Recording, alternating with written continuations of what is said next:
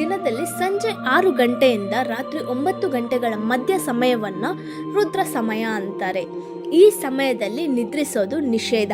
ರಾತ್ರಿ 9 ಗಂಟೆಯಿಂದ ಮಧ್ಯರಾತ್ರಿ 12 ಗಂಟೆಗಳ ಮಧ್ಯ ಸಮಯವನ್ನು ರಾಕ್ಷಸ ಸಮಯ ಅಂತಾರೆ. ಈ ಸಮಯದಲ್ಲಿ ಖಂಡಿತ ನಿದ್ರೆ ಮಾಡೋದು ಉತ್ತಮ ಅಂತಾರೆ. ಮಧ್ಯರಾತ್ರಿ 12ರಿಂದ 3 ಗಂಟೆಗಳ ಮಧ್ಯ ಸಮಯವನ್ನ ಗಂಧರ್ವ ಸಮಯ ಅಂತಾರೆ.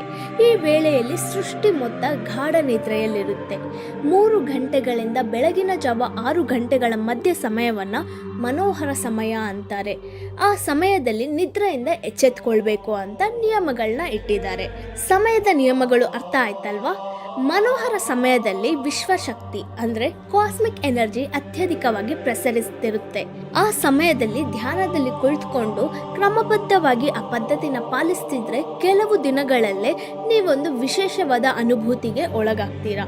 ನಿಮ್ಮ ಶರೀರ ಮನಸ್ಸು ಒಂದು ಪ್ರಶಾಂತತೆನ ಅಳಿಯೋ ಪ್ರಮಾಣಗಳು ಇರೋದೇ ಇಲ್ಲ. ವಿಶ್ವಶಕ್ತಿನ ಗ್ರಹಿಸೋದ್ರಿಂದ ನಿಮ್ಮಲ್ಲಿ ಏಕಾಗ್ರತೆ, ಬುದ್ಧಿವಂತಿಕೆ ವೃದ್ಧಿ ಸೇರುತ್ತೆ.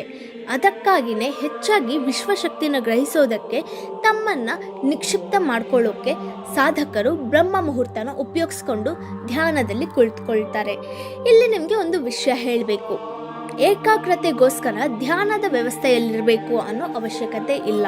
ಆದರೆ ಬ್ರಹ್ಮ ಮುಹೂರ್ತ ಸಮಯದಲ್ಲಿ ಏಕಾಗ್ರ ಚಿತ್ತದಿಂದ ಓದಿದ್ರು, ಬೇರೆ ವೃತ್ತಿ ಕೆಲಸ ಮಾಡಿದ್ರು, ಇಲ್ಲ ಕೇವಲ ಧ್ಯಾನನೇ ಮಾಡ್ತಿದ್ರು ಸಹ ನಿಮ್ಮಲ್ಲಿರೋ ಸಹಜ ಶಕ್ತಿಗಳು ಪ್ರೇರೇಪಿಸಲ್ಪಡುತ್ತೆ. ಪ್ರಚೋದಕ ಹೊಂದಿದ ನಿಮ್ಮ ಅಂತರ್ಗತ ಶಕ್ತಿ ಸಾಮರ್ಥ್ಯಗಳು ನಿಮ್ಮಲ್ಲಿ ಹೊಸ ಉತ್ತೇಜವನ್ನ ತುಂಬುತ್ತೆ.